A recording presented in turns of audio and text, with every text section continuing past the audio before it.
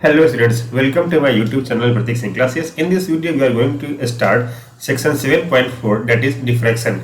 I have taken here the old PDF of Tamil Nadu physics book. Okay, that is why it is given in the section 6.11.2, but for you it is given in section 7.4.2, that is diffraction in single slit. Fine. Let a parallel beam of light fall normally on a single slit AB of width A as shown in figure 6.363 here. Okay, so as you can see in figure 6.63 that from the source, okay, light is falling on lens L1 and then it passes through slit. Okay, here it is given the slit is big, it is just the enlarged picture. The slit actually is of very small width or diameter. The diffracted beam falls on the screen kept at a distance. So let us see once again. So here on a screen, okay, the diffracted rays falls here, okay, and you can see here that O is the central point of the screen, and at point P at point P, okay, we have a image of the source S. The center of the slit is C. A straight line through C perpendicular to the plane of slit meets the center of a screen at O. Okay, so let us see once again that a straight line starting from point S passes through C, that is the center of the slit, and falls at point O on the screen. That is SCO is a straight line.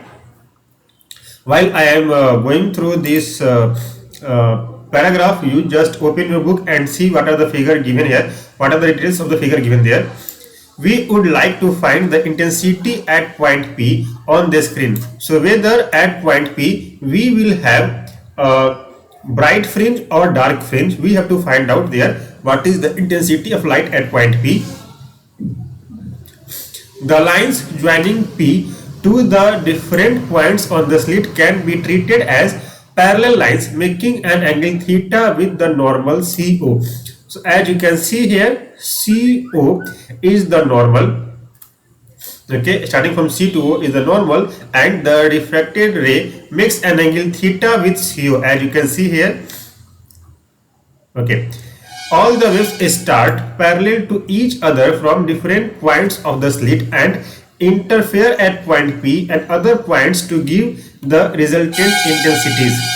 The point P is in the geometrically shadowed region. So as you can see here, the point P is geometrically shadowed region up to which the central maximum is spread due to diffraction as shown in figure 6.63. Okay, about diffraction we already have studied that it makes wherever we have interference happens, constructive interference happens, we will have bright fringe, and whenever we have destructive interference we will have dark fringe, and we will take the same concept here also.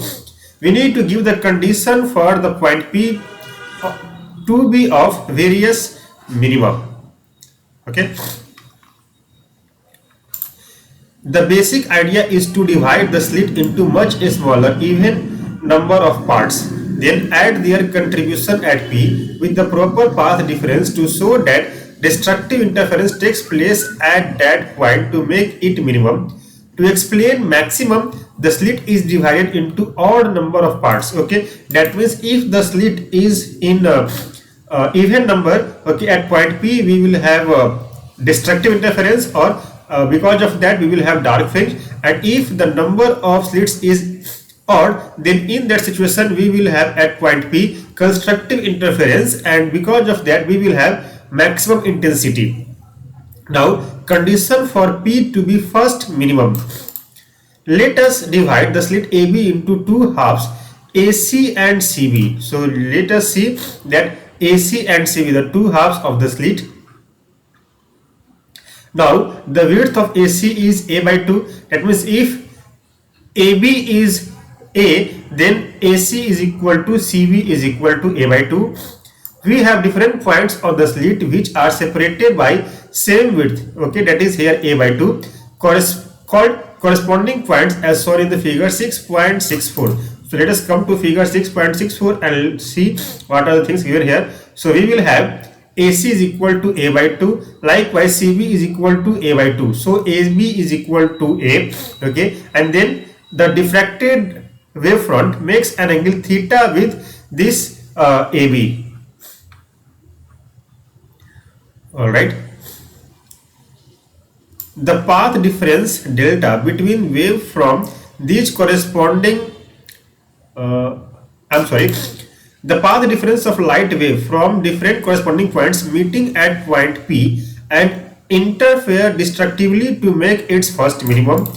The path difference delta between waves from these corresponding points is delta is equal to A by 2 sine theta.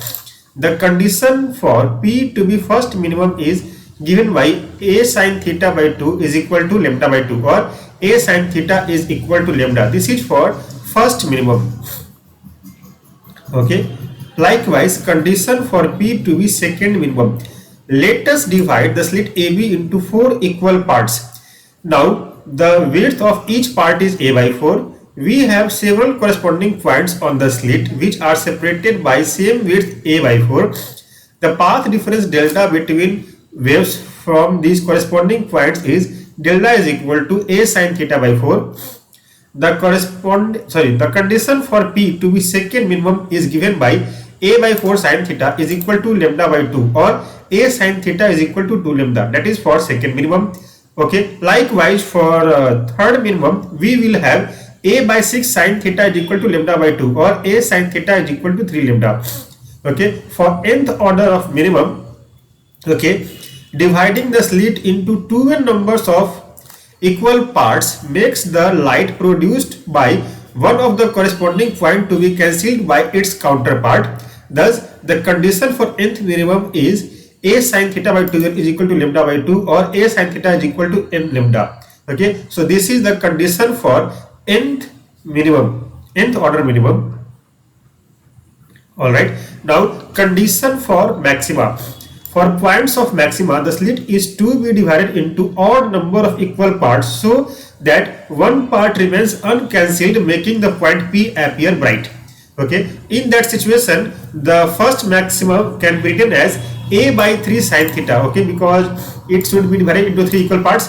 It is equal to lambda by 2, or A sine theta is equal to 3 lambda by 2.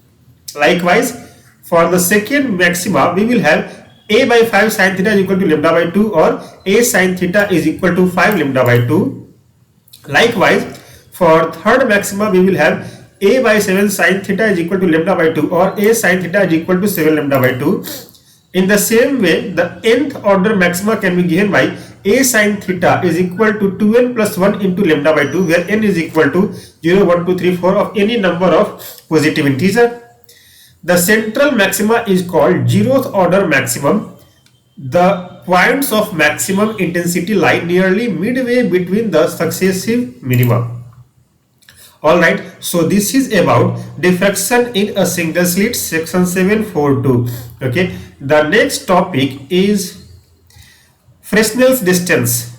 Okay, that is section 744. Just after diffraction of single slit, we have Fresnel's distance. This one, discussion on first minima is excluded from your current portion. Okay, just a moment.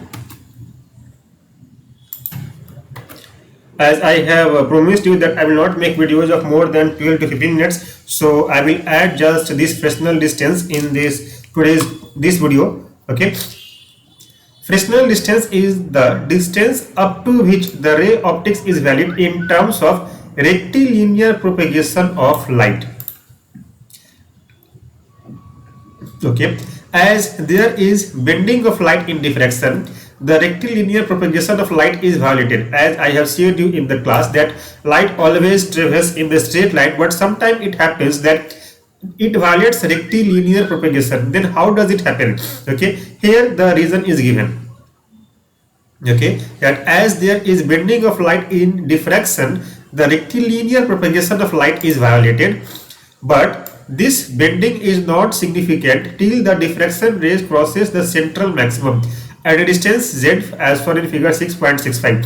So let us see in figure 6.65 what are the things given here. We have a source, okay, and at a distance a from the source we have the diffraction, okay.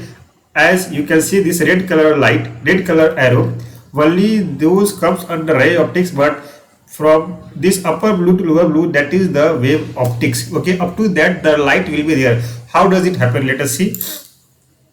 Fresnel's distance is the distance up to which ray optics is obeyed, and beyond which ray optics is not obeyed, but wave optics becomes significant, okay. So as you can see here, this distance between this red color mark or red color arrow comes under ray optics, okay. Means up to that line only the rules of ray optics are obeyed. But as you can see here, the blue color line from top to bottom, okay, which is out of this red color mark, okay, those places does not follow the ray optics rules, okay, but it is significant. That is why it comes under wave optics.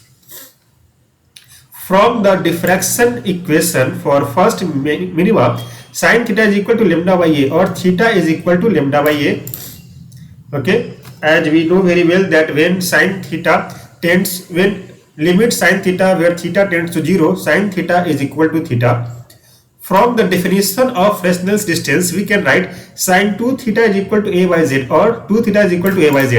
Equating the above equations will give you lambda by a is equal to a by 2z. After rearranging, we get the Fresnel's distance z as z is equal to a square by 2 lambda, okay. So this is all about Fresnel's distance and diffraction in single slit, okay. I hope up to now we have finished 10 minutes or 12 minutes. Likewise, in next video I will teach you about diffraction between interference and diffraction, okay. Till next video, take care of yourself. Bye bye. And one more thing, please subscribe, like and share my channel, YouTube channel Pratik Singh Classes. Fine, thank you.